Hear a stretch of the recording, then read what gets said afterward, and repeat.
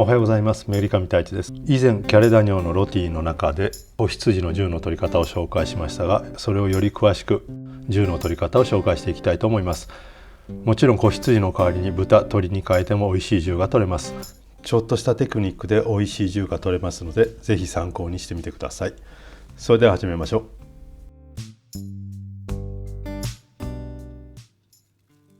それでは冷蔵庫から1時間以上前に出しておいたキャレダニョの汗染め、下味をつけていきます。両面しっかり塩コショウで汗染め、下味をつけます。やはり冷蔵庫から出しておくことによって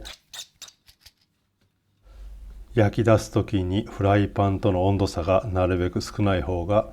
肉がショックを受けず柔らかく仕上がります。鍋を温めたところにオイルを入れて皮目表になる部分から焼いていきます。皮付きのニンニクをピケしたもの、穴を開けたものを一緒に入れて軽く香りをつけながらロティしていきます。火加減は中火、あまり熱すぎずなくゆっくり火が入るようにしていきます。そしていつも銃を取るときは一緒に肉の端の部分をキューブに切ったものを一緒に入れてロティしていきます。銃をこうやって一緒に取るときはなるべく小さめのサイズに切った方がよく火が入りやすくて、あと煮込んだ時に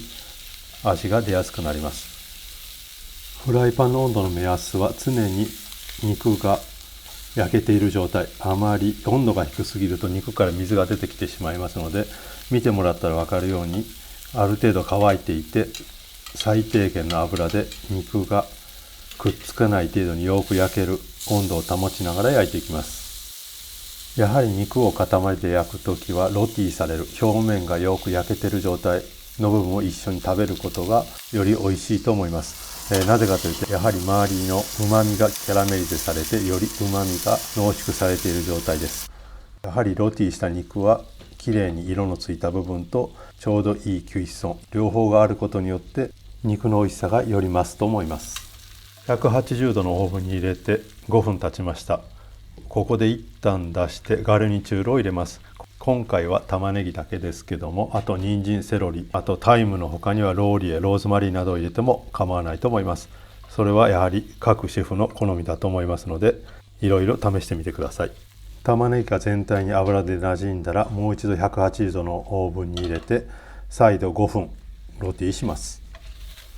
5分経ったのでオーブンから出します。この時野菜がだいぶしんなりして火が入ってきています。もちろん鍋底にも多少シュックルですね、うまみがついています。ここでフレッシュバターを入れて最後ロティ、肉の塊の方のキュイッソン、火の入れ具合を最後仕上げていきます。この時必ず焦げないようにしながらバターがムース状になっているバターをキャレダニョにかけて最後ロティを仕上げていきます。このロティアロゼしてる最中に野菜のうまみ、香りが肉に移ってより美味しいロティに仕上がります。キャレダニョに火が入ったので取り出します。必ず肉を休ますときはバットの上に網がある状態のものを使って休ませてください。そして今から銃を仕上げていきます。全体的に肉、野菜ともきれいに色がついて鍋底に美味しいうまみが残っている状態になったら、まず一旦油を取り除いて、油はもちろん置いておきます。この油はロティした肉、野菜のうまみが残っているので最後銃を仕上げる時に使います。ここで油をきっちり取ったら、ここで今回はマデラ酒を入れてアルコール分を飛ばします。もちろんアルコール分を飛ばす時は必ず火はつけないようにしてください。火をつけてしまうと焦げた味が入ってしまいます。あと酸味を補うために白ワインを入れます。そして強火でアルコール分を飛ばしながらうまみを剥がしていきます。この時きれいにうまみを剥がしながら煮詰めていきます。もしこの時に先ほどの油が残っていると油が乳化してしまって重いソースになってしまいます。シェフそれぞれやり方がありますけども、銃の中に油を乳化してしまったものを銃と呼ぶ人もいますし、銃と油がトロンシェ、混ざり合ってないものですねを銃と呼ぶ人もいます。今回作ろうとしている銃は銃と油が別々になっている状態のもの、混ざりきっていないもの、乳化されていないものを目指していますので、今回はきっちり油を取って煮詰めたところにフォンブランダニョ、茶色い子羊の出汁を入れます。この動画はまた他にありますので、そちらを参考にしてください。フォンを入れた後はゆっくり煮詰めていきます。この時に肉からじっくり旨味が出るので、味を見てアニョの味がよく出ていて、濃度がソースよりも若干シャバい感じの濃度になったらパッセしてください。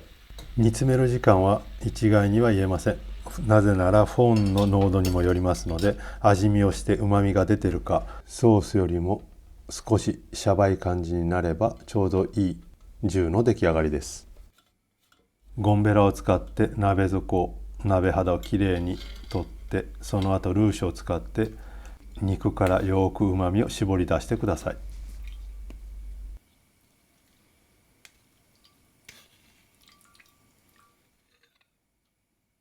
ここで最後、先ほど取っておいた油を銃の中に戻します。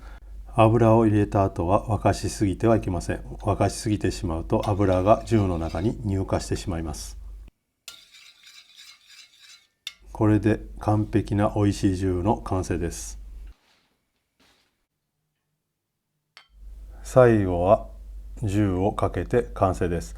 銃を肉にかける時ですけども、銃もソースも肉の吸脂損があるときは断面にソースをかけないようにしてください。基本的に吸脂損、火の火加減がある場合は肉の断面がお客さんに見えるようにしてソースをナッペ上からかけることは絶対にありません。鶏のロティした時にも銃の取り方を紹介していますので、そちらも参考にしてみてください。基本的に銃の取り方は同じような感じでするので、一回覚えてしまえば肉が変わっても美味しい銃が取れます。それではお疲れ様でした。ボナペティ。